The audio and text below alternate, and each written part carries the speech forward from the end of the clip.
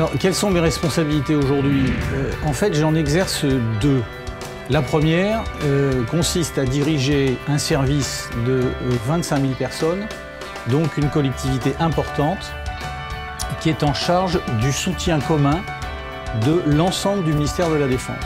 Ça veut dire que je suis en charge, avec l'ensemble de mes équipes, de produire des prestations dans le domaine de l'habillement, de la restauration, de l'hôtellerie, du transport, des conditions de vie en général de l'ensemble de nos personnels. Je suis responsable de ce qu'on appelle la condition militaire, autrement dit l'équipement des militaires en préparation aux opérations, autrement dit en entraînement et au combat. J'ai également donc une deuxième grande mission en tant que directeur central.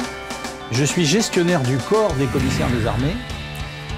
Ce corps est un corps récent puisqu'il a été créé le 1er janvier 2013 par regroupement des corps des commissaires des trois armées et il va compter à la fin de l'année 2015 environ 1600 à 1700 officiers. Mon quotidien est toujours un peu dense. Piloter une collectivité de 25 000 personnes de manière fluide, efficace et cohérente, c'est parfois un peu prenant, mais enthousiasmant.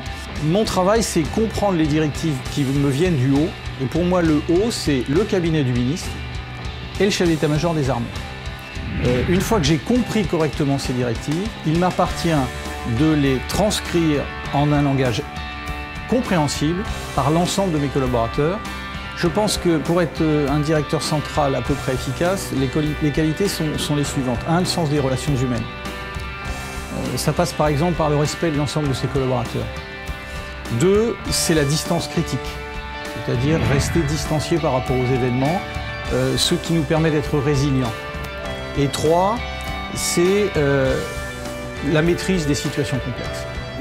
Quelques mots qui pourraient caractériser mon métier, c'est sens de la stratégie, enthousiasme. Un officier, c'est l'enthousiasme. Sens du collectif, résilience.